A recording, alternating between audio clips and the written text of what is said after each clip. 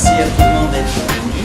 Donc, à l'occasion de notre petite exposition ce soir, j'ai invité Sébastien Minot, qui est un jeune poète que je connais depuis très longtemps, et on a eu l'occasion de travailler ensemble sur un de ses recueils.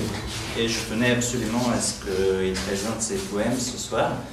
Et donc il est accompagné par Jean-Bernard Benalla ce soir, qui va accompagner sa lecture en musique. Voilà, c'est à nous. À vous. Bonsoir, merci d'être là. Je voulais avant de commencer cette lecture, évidemment, remercier l'équipe de la galerie de nous accueillir et évidemment Pierre de nous permettre ce moment de partage au milieu de ses créations. C'est quand même un cadre très chouette pour pouvoir faire cette lecture. La lecture qu'on va vous proposer, elle va s'articuler autour de 3 recueils. Le premier d'entre eux, le voici, il s'intitule Le fruit des saisons. Il est paru il y a maintenant un petit peu plus d'1 an aux éditions Alcyone. C'est un recueil que j'ai écrit, vous l'entendrez, lors de longues flâneries dans des forêts qui bordent un lac, dans le centre de la France, au cœur du Limousin.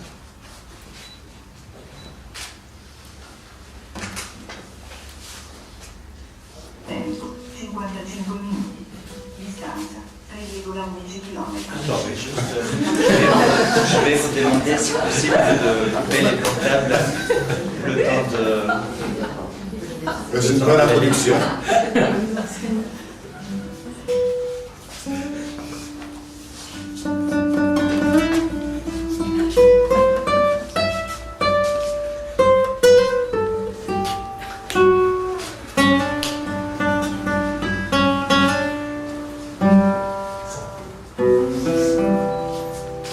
À l'automne en son tendre isolement. Sous le feuillage, perle la lumière en grain, les mots soumis au vent, qui saisit nos poitrines, les strophes de l'été, sous nos longs pas foulés. Et il y eut alors, à nos moindres matins, sous l'épais chevet de nos songes, comme une remise de peine, l'odeur fumante de café, pour draper en douceur le premier chant d'un verbe bleu.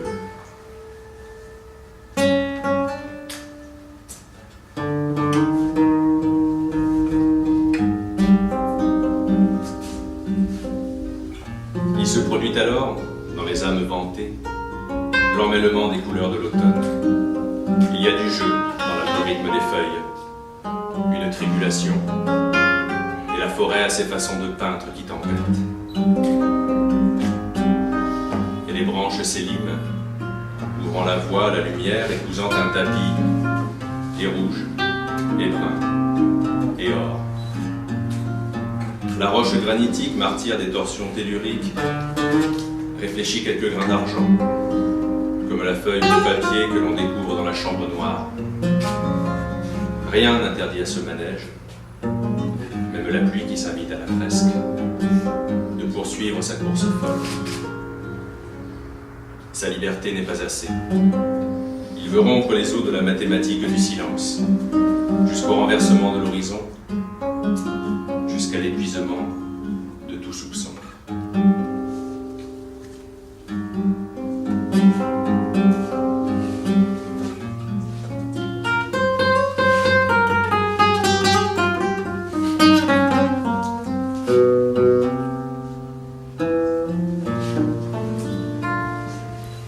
L'hiver est un état d'esprit mieux, une quasi-certitude.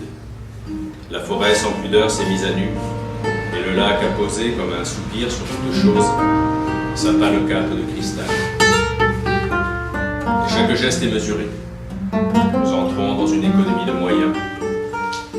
Tous les désirs sont mis au clou, consignés dans les registres des hommes de mémoire, garants des peines suspendues. La plus fine parole est muée sur la vitre. Il faut attendre.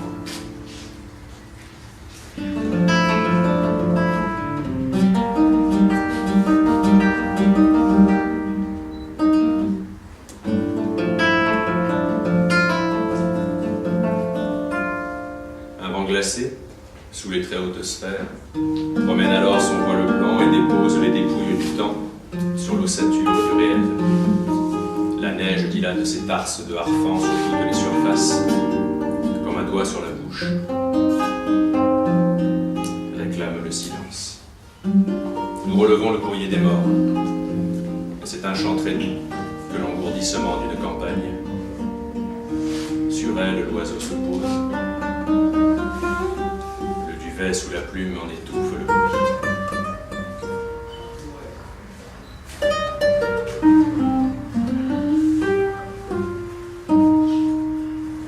Voici janvier qui étire les heures. La forêt offre une géométrie de cathédrale. Les branches en dessinent les vitraux qu'habitent toutes les lumières du jour. Plus bas, nous trouvons un nid, comme une fleur morte que l'hiver d'un buisson découvre. Sur les flaques gelées, le passage d'un lièvre a laissé des fêlures. L'eau sous la vitre agite des reflets, des notes de cristal. L'air froid et plus pur d'un soleil sans voile évente l'arrière-boutique du réel. Il se pose alors sur toute chose l'hypothèse d'un regard divin.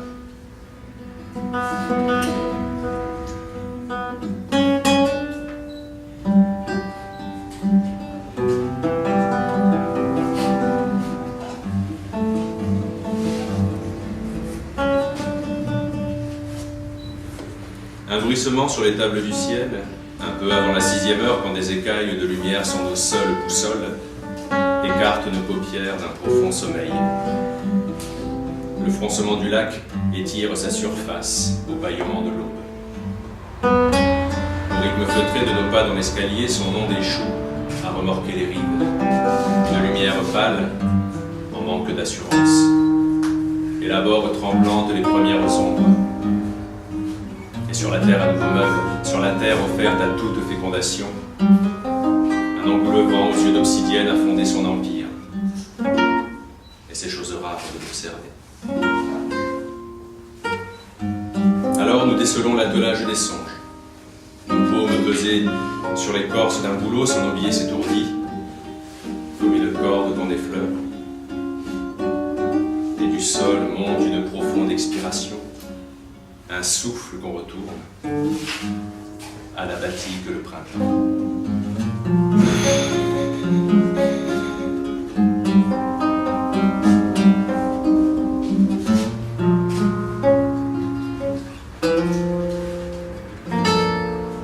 Le lilas, dans son élan, tient dans son poing serré ses fleurs. Et cette retenue, tout en pudeur d'avril, nous invite à saisir de plus hautes rémiges, de celles qui se déploient en planant, comme des doigts qui s'amplifient pour caresser l'air.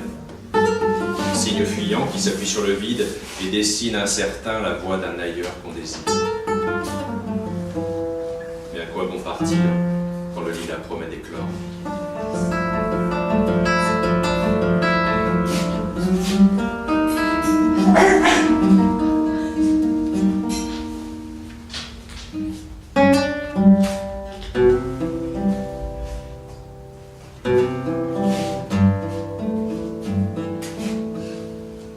Plus avant, sous les auspices d'un mercure inquiet, d'immenses tournesols expriment leur maintien. Ils s'offrent au soleil jusqu'au dessèchement, dans une attente interminable, un désir inassouvi qui les consume. Quand leur espoir sera déçu, nous cueillerons les graines, souvenir presque éteint d'une fleur tubulée. Et sous nos dents, en sourdine, retentira enfin tout l'éclat de leur coque. Mais d'ici là, rien ne presse nos pas sur le trottoir des champs. Le sentier toujours nous ramène au lac, par un sous-bois, au nerf à fleur d'écorce. Nos mains s'attardent sur les lenticelles du sureau, et nous tentons de lire ce mouvement muet de la peau qui respire.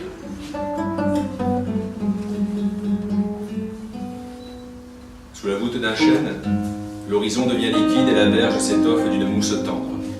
La lumière scintille sur le lac, comme les selles d'or du grand large. Et d'une longue sieste, nous tirons le trait, jusqu'à noircir le ciel et goûter le délice de la lune, qui brise le fil de l'eau, étale ses selles d'argent, et imprime sur le lac tous les visages de l'absence.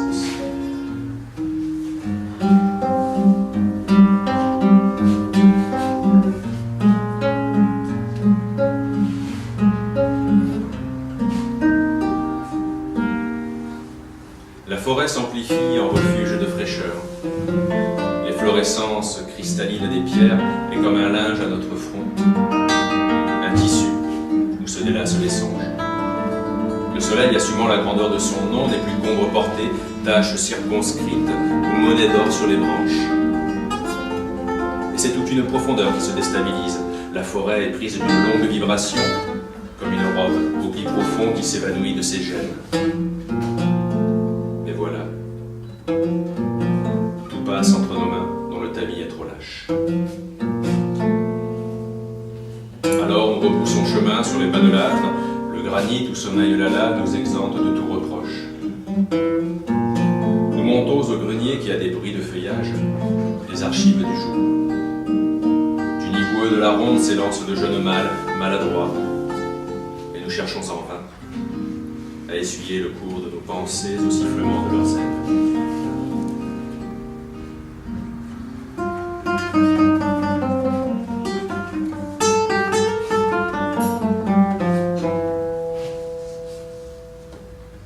Près du lac qui ouvre les pierres, les hauts ramasseurs d'orge et d'avoine ont œuvré. Et leurs cris retenus résonnent encore dans leur cage de fer.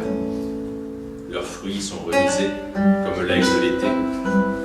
Chaque graine légère ensille sous sa coque un souvenir du rayon qui la sèche, comme le souffle qu'on retient dès qu'on évoque tous ces astres culbutés. Mais tout ce grain est arabesque sous nos mains. Bientôt breuvage, et baie frugale pour qui déjeune. Il sera même une texture pour l'hiver, accouchera de quelques mots, quelques chansons peut-être, et finira en paille pour les bœufs.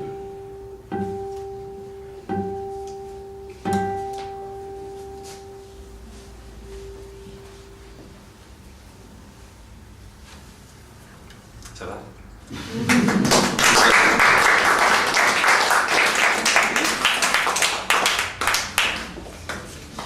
Nous continuons alors.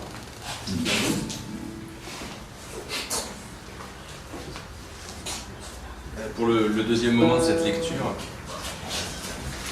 ce sont des poèmes qui sont extraits d'un recueil qui, à l'heure actuelle, est encore en l'état inédit, mais dont de nombreux poèmes ont fait l'objet de publications en revue. Ce recueil s'intitule « Le vent qui porte les pollens »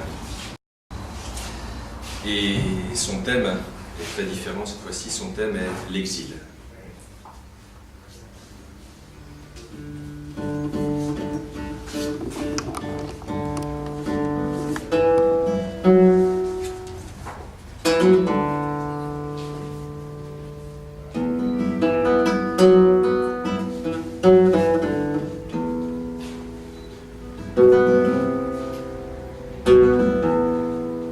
Vous précédiez nos pas dans l'ignorance de l'exil. Figé sous la pierre et comme tassé par elle, malgré vos longues jambes. Vos yeux cousus par le soleil étaient en quête d'horizon, mais toujours l'olivier, toujours la vigne blanche, toujours le fruit foulé aux pieds. Sous un chapeau de feutre, tête nue, penché sur le pressoir, vous ne deviniez pas le vent qui porte les pollens.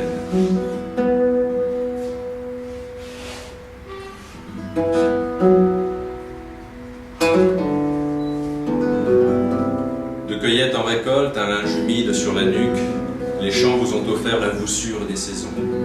Noués comme des cèpes, vous voilà au grand âge des mots maigres. Et vos enfants sont de calcaire sous la peau. Leurs yeux sont d'obsidienne et leur cuir très épais. Ils quittent tôt le nid de pierre et raclent les collines rocailleuses. De cris de joie, de râles sous l'effort. C'est un pain sans sel qu'il faut gagner parmi les bêtes et les fruits.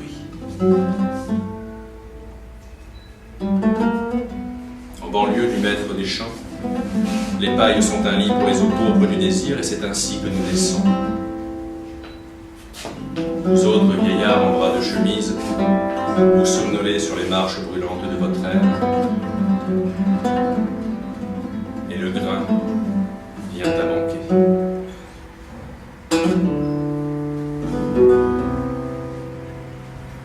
Pourquoi quitter cette demeure où chaque oiseau est la cédille d'un nouveau soleil, où vos mains ont poli l'angle de chaque pierre, où tout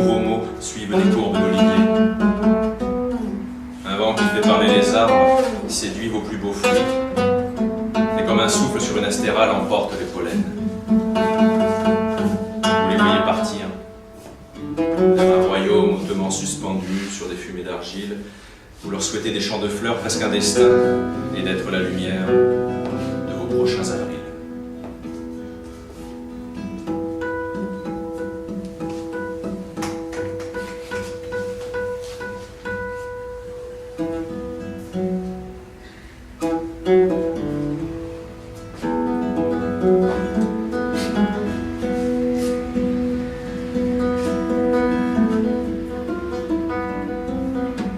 Et toi, la fille devenue mère qui enfante dans une neige de printemps, tu vois au loin des cavaliers et leurs naseaux fumant comme des fours. Une merveille te saisit et redouble ta joie d'enfant. Le ciel est nu, comme un cristal. Les branches le polissent dans le vent, quelques lambeaux de terre apparaissent au fond. Dans cette eau échancrée, l'herbe redit sa préséance. Et tu aimerais retenir la neige. Tu serres fort sous ton sein ces cris qui signent ton printemps.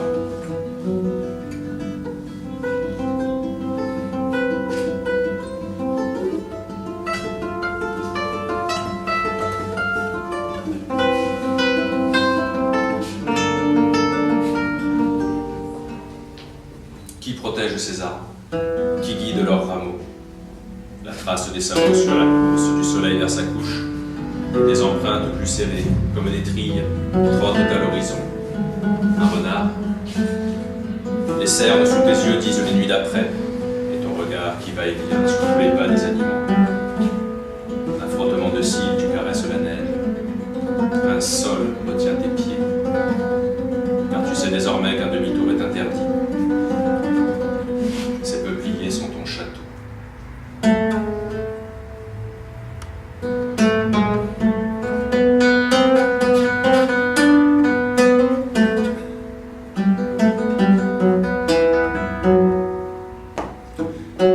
Où vont ces cavaliers vêtus de longues capes?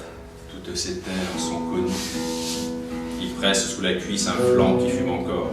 Le pelage est épais qui les protège et leurs enfants dorment entre leurs bras. Pour établir au soir un autre lieu et bâtir, à la frontière de nos rêves, des villes neuves sur la grève. Ils enfoncent leur ombre dans la neige, disparaissent au loin. Comme on prolonge une parole, notre mémoire emportera la trace. Un sabot de cheval.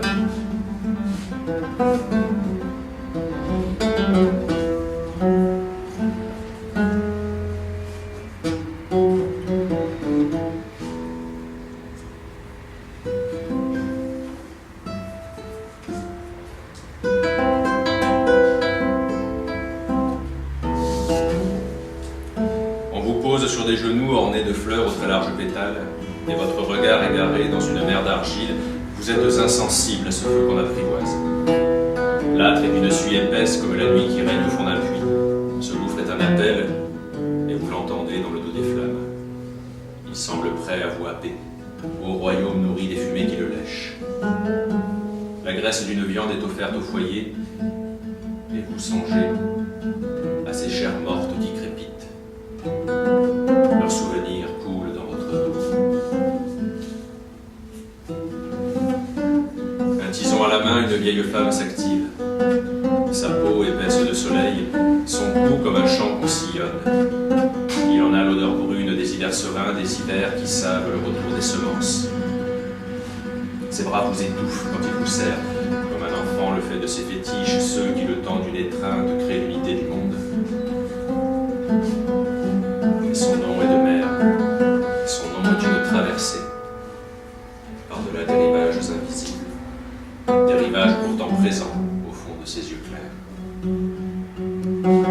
Fille aînée des vieillards qu'on évoque en chantant, elle est la gardienne du feu.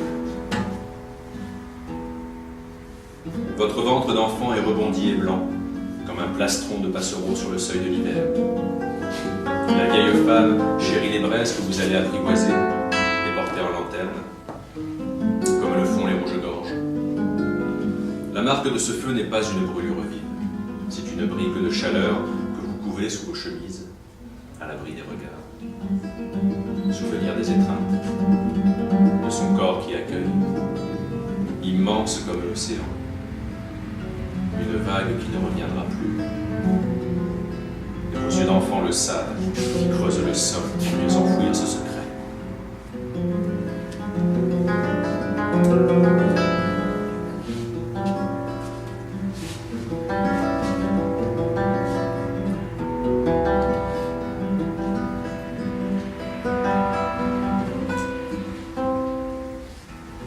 Au ras du sol est bien en rythme, le mur est ajouré de meurtrière, et c'est à plat ventre qu'on guette la marée, comme un message délivré.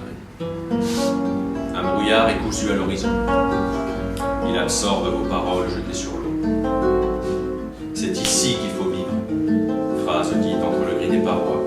Phrase de peu de poids pour qui oublie tous les mots qui font de son nom.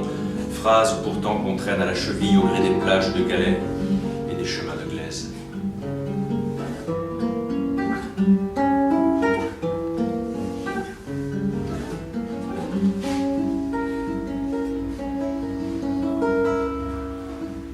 Tu cherches le squelette de ces mots perdus, et tu songes souvent la nuit à la préséance de tous ces hommes et leurs multiples façons. Tu juges d'une pierre en équilibre, au charpentier qui siffle sur ton toit, tu dis mépriser la fatigue. Un homme met en terre la graine d'un grand arbre, il nous fera de l'ombre, étranger lui aussi. Tu tresses des nattes d'ange dans l'alphabet d'un ciel trop sobre. Un autre, signe des traités de paix, il assemble des fleurs, et sa joie est dans la forme et les couleurs. Et tu rêves de mer dans ta chaise de paille, homme immobile aux lèvres closes. Qu'on élève des arbres en forêt, qu'on reboise le cœur des hommes. Un homme s'accoude aux étoiles, tu bois le lait de la nuit. Un poète, enfin, chante ce chant plus doux et accompagne l'écume parmi les sables. Alors, au bout du songe, tu entr'ouvres la paume en ouest.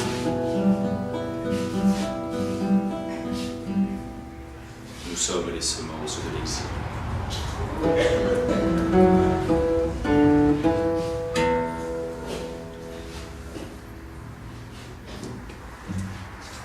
Ça va encore?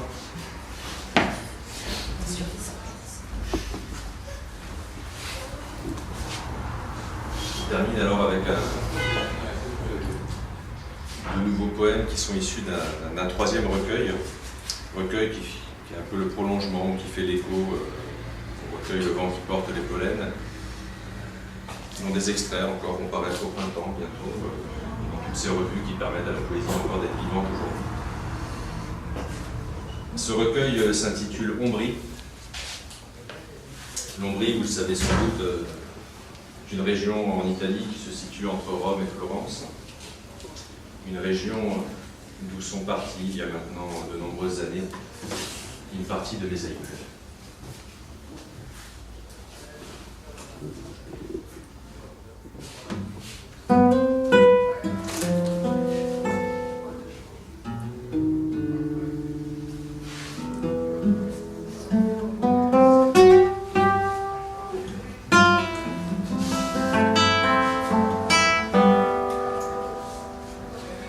Aux vastes terres, vos collines sont vêtues de pavés de lumière, une roche rose au ponant.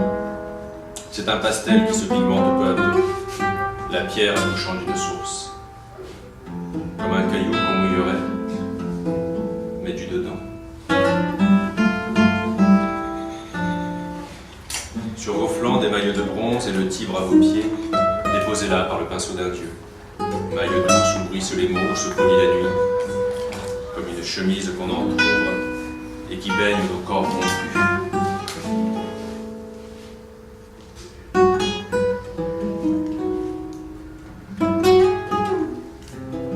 Notre caresse n'atteint pas la mer, mais la désigne, et les regrets sont rangés en fagots.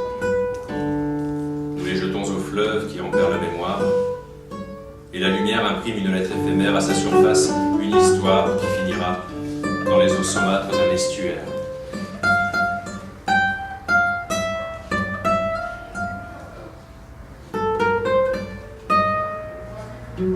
Les autres fleuves sont maigres, ils hésitent poissons cherchent l'ombre d'un roseau, les fruits sont rares et les tournesols éteints. Les beaux flancs sont un tapis de poussière. On dépose le vent au sol. Seul s'affirment des odeurs plus fortes, et comme un miel s'attache au tissu. Nos pensées sont de poudre et nos poumons de feuilles mortes. Alors nous attendons que l'horizon, au sommet des collines, pince ses lèvres écarlates.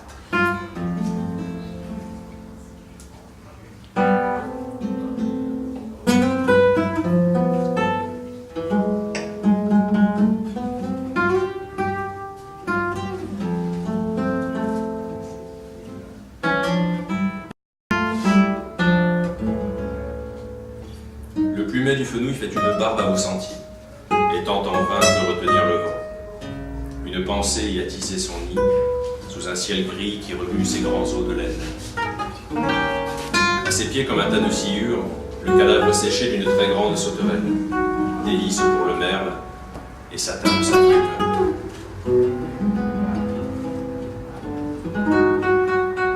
Rien n'est plus soyeux que la brume qui s'allonge et passe à vos troncs ses écharpes. C'est une eau légère que vos pentes respirent, et comme un trait de craie qu'un souffle a déposé, des pavés en saisissent la lumière. Il guette le flot en suspens, s'arme d'un souvenir, puis glisse nu sous la toile en coton. Vos pieds sont tombés de cyprès, après la plaine, et le fil menace de lâcher.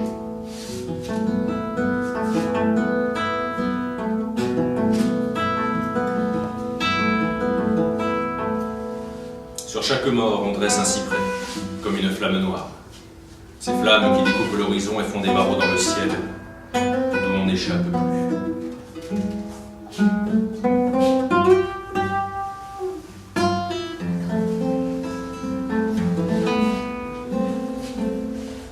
Vous avez lessivé la nuit de tous ces jeux de dés, et des regrets traînent leurs pattes mortes à l'horizon. Un café a laissé sa chaleur à la tasse, un vent dérange le silence. La nuit s'écarte. On brille parturiante fertile. Il faut poursuivre dans vos yeux le matin qui s'étire et tisser sous vos branches le crin bleu du jour.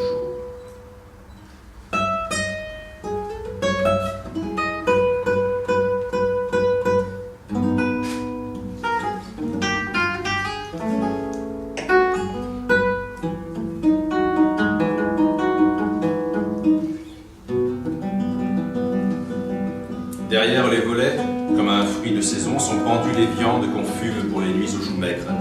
Ô Père, c'est votre seule épargne, le labeur d'après le labeur, celui des aubes froides, quand un chemin de lumière dans l'olivier votre seule montre, et les pelages au buisson votre seule boussole, quand, d'un coup d'épaule, vous repoussez l'hiver.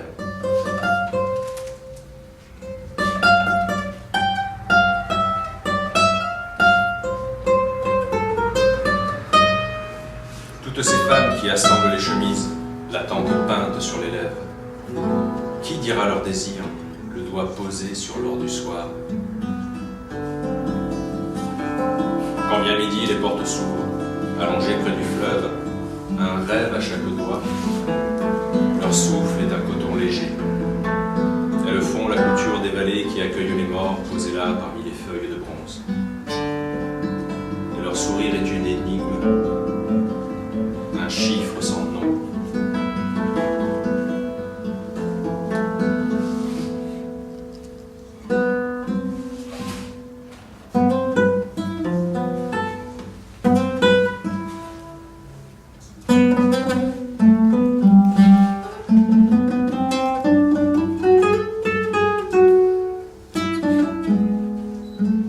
La pointe des cyprès ajoute de la nuit à la nuit, comme un pinceau aux mains du vent. Et celui-ci vient d'émettre du nord. Un mouvement s'empare des idoles, elles s'allègent de leurs feuilles d'or, et ce manteau tombé nourrit d'autres lumières. Alors s'écartent les arbres sans lune.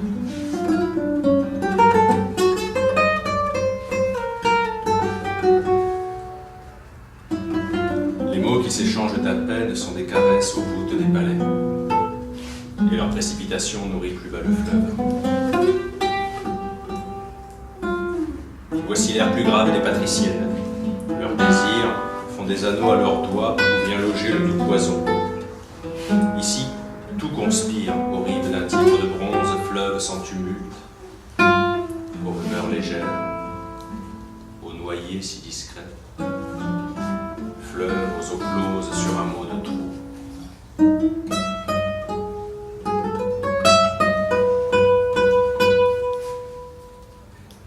Dans la fresque qui s'effrite au creux des lambeaux de couleur, on devine un visage doux et des yeux pâles, presque une rose, la fille d'un marchand de soie.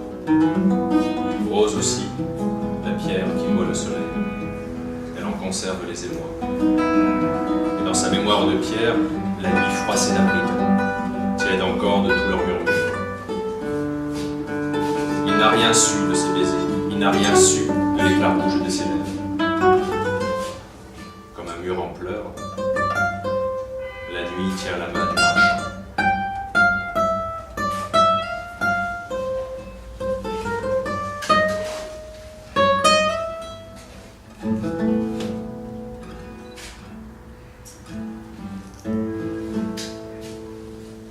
Les villes coulent comme une lave dans la nuit, un cuivre calme qui ruisselle aux cicatrices de vos champs. Nous opposons au spasme de la terre nos poumons opiniâtres et le tambour de nos moissons. Nos mains pansent le sol meurtri et fondu de couture à chaque trou béant et aux troncs éventrés. Il faut tenir le monde, éviter qu'il ne se défasse. Et la patience est notre aiguille.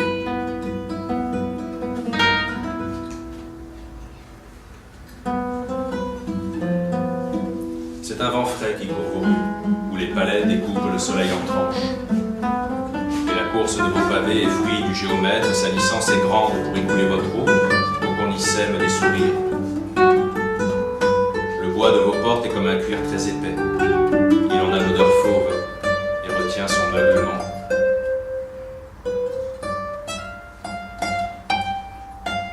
Vous prenez dans vos rues où l'univers avance fin le temps à l'horloge qui presse vos pas.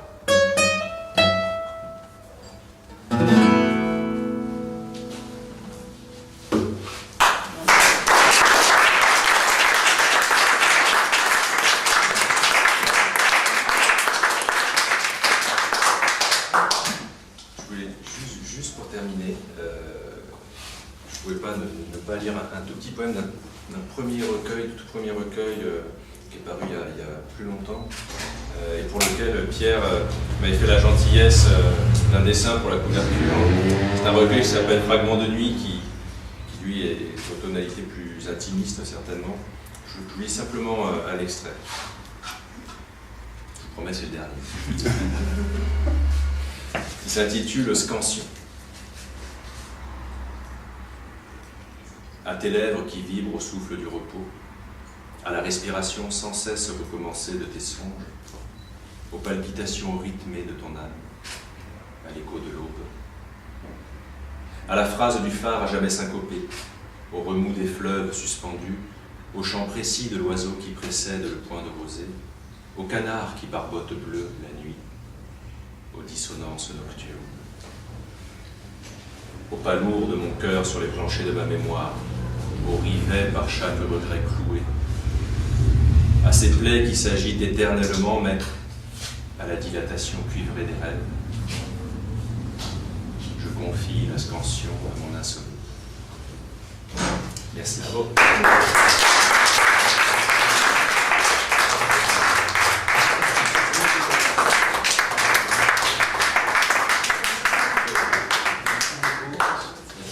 Merci, c'était un grand privilège, autant plus qu'aujourd'hui, c'est l'ouverture du Printemps des poètes, 20e édition, je crois. Voilà, et donc nous avons eu le bonheur de vous écouter.